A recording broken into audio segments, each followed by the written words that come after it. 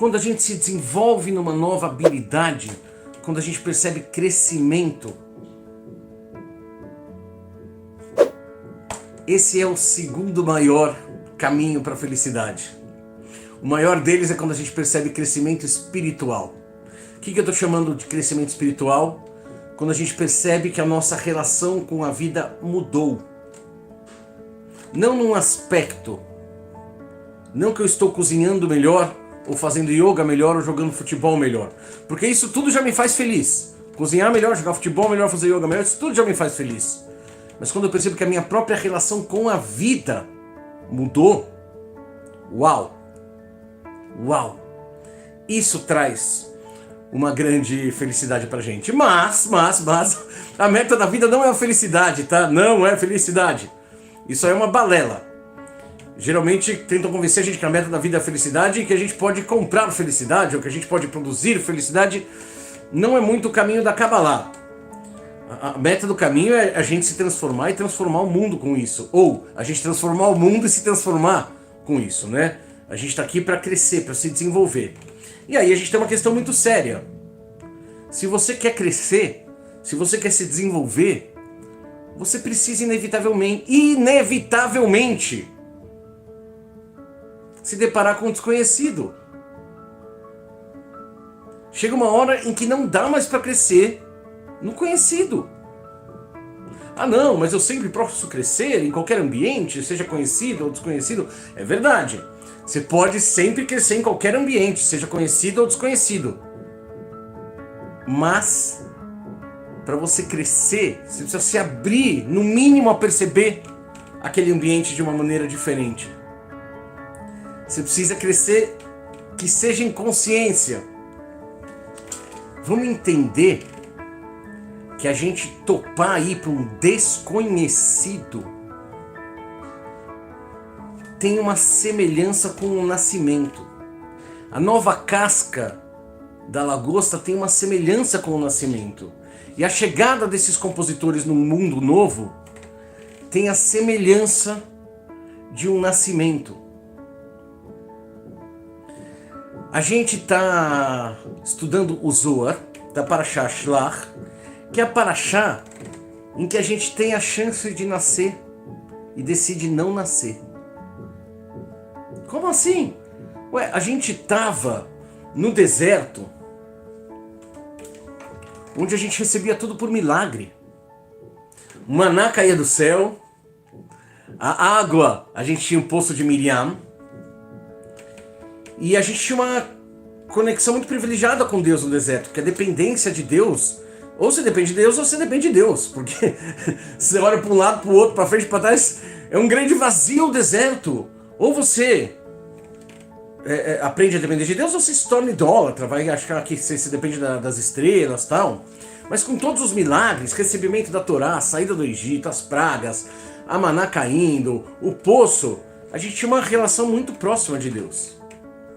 Quando a gente se aproxima do novo, a própria terra de Israel, e Deus fala, vão e ocupam a terra, a gente vacila.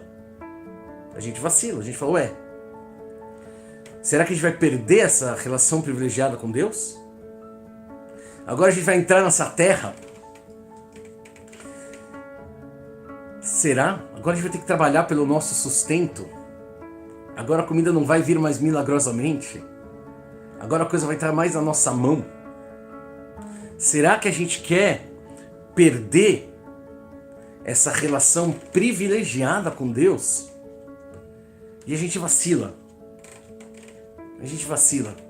Quando a gente chega nessa fronteira entre o deserto, que tinha se tornado conhecido,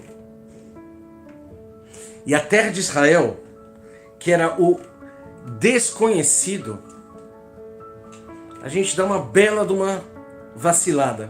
Hoje a gente está falando da fronteira entre conhecido e desconhecido.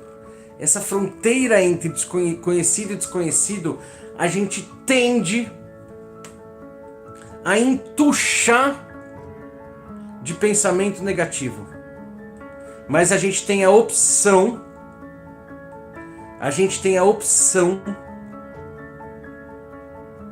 de conectar com Caleb e com Josué. em nós.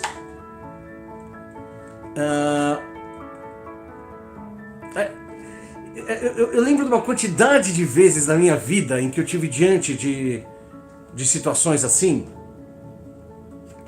e a gente fica achando os argumentos racionais para falar, jogar contra a gente mesmo.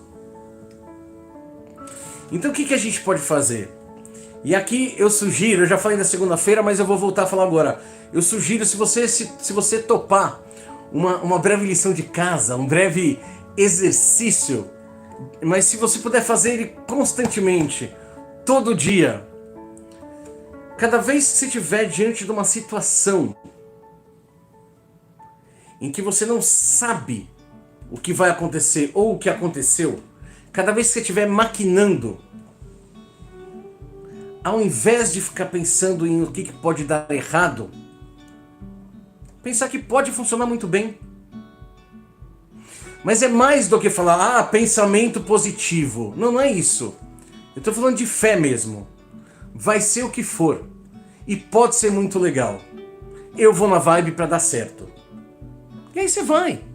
Eventualmente você chega no happy hour do teu amigo e já terminou mesmo. Isso acontece. Ok. Eu te garanto que você vai dormir mais em paz por ter tentado. Ou talvez você chegue lá e o negócio esteja só começando.